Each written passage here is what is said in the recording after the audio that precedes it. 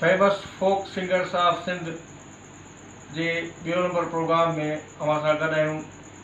काफ़ी वक़्त बाद ही वीडियो जेको आहे सो अपलोड पिया कयूं, कंहिं मजबूरी जे करे बिज़ी हुआसीं। हिन प्रोग्राम जे सिलसिले में जेको पहिरियों असां प्रोग्राम पेश कयो हो सो हो मशहूरु लोक फनकार जला चांडे जे बारे में। हिन वक़्तु जेके आहिनि से असां हिकु ॿी वॾी अज़ीम हस्ती जे बारे में प्रोग्राम पेश पिया कयूं, जंहिंखे सिंधवासी संत भगत कंवरराम जे नाले सां सुञाणींदा आहिनि। ही सिंध उहा अज़ीम धरती आहे, उहा अज़ीम सूफ़ियुनि जी धरती आहे, जंहिं अज़ीम बुज़ुर्गनि खे, फ़नकारनि खे, आलमनि खे, जोधनि खे जनमु ॾिनो आहे। भगत कंवरराम सिर्फ़ु हिकु फ़नकार कोन हो, पर हिकु वॾी हस्ती ऐं हिकु इदारे जो नालो हो। उमेद त ही उन जे सिलसिले में उनखे श्रद्धांजलि ॾियण लाइ, उनखे भेटा पेश करण लाइ जेको हीउ प्रोग्राम कयो आहे उहो अव्हांखे पसंदि ईंदो। मूंखे अफ़सोस आहे इन ॻाल्हि जो त असांजा जेके आहिनि सिंधवासी जेके यूट्यूब जेके चैनल असां सिंधियुनि जा, उन में एतिरी दिलचस्पी जेकी हुनखे वठणु घुरिजे सा नथा वठनि। जेके ॿिया प्रोग्राम आहिनि उर्दू जा या ॿियनि ॿोलियुनि जा, उन में हिन जो इंट्रस्ट सवायो आहे, पर जेके मालूमाती प्रोग्राम आहिनि, जेके सिंध सां तालुक़ु रखंदड़ प्रोग्राम, उन्हनि में मिड़ई उन्हनि जो इंट्रस्ट मिड़ई घटि आहे। अलाह तव्हांखे जेके हिमत ॾींदो हिननि अहिड़नि प्रोग्रामनि खे, रुॻो हीअ असांजा न पर ॿिया जेके प्रोग्राम पैदा कनि उन्हनि खे तव्हां पसंदि कंदव, उन्हनि खे सब्सक्राइब कंदव, उन्हनि खे वॉच कंदव, तव्हांजी वॾी वॾी महिरबानी।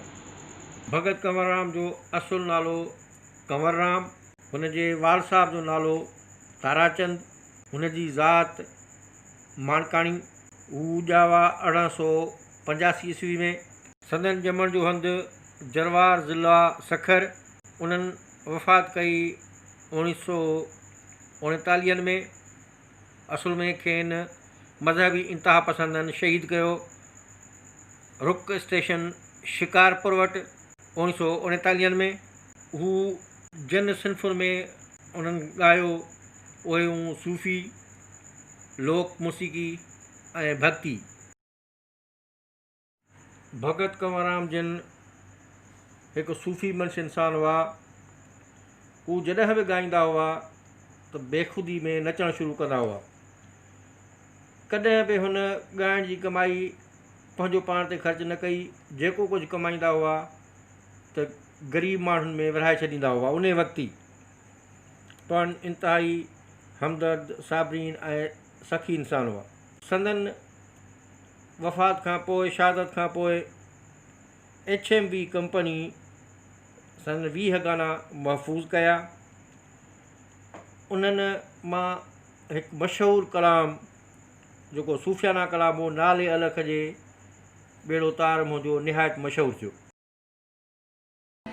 ओ नाले अलख जे बेड़ो तार मुंहिंजो, ओ नाले धणीअ जे बेड़ो तार मुंहिंजो, आहियां निंदर निमाणी, आहियां निंदर निमाणी, मूंखे आधार तुंहिंजो, मूंखे आधार तुंहिंजो, नाले धणीअ जे बेड़ो तार मुंहिंजो, ओ नाले अलख जे बेड़ो तार मुंहिंजो। संदन हिकु ॿियो लोकगीत आओ कांगा करगाल मूंखे तन मारवड़नि जी बि तमामु घणो मशहूरु थियो।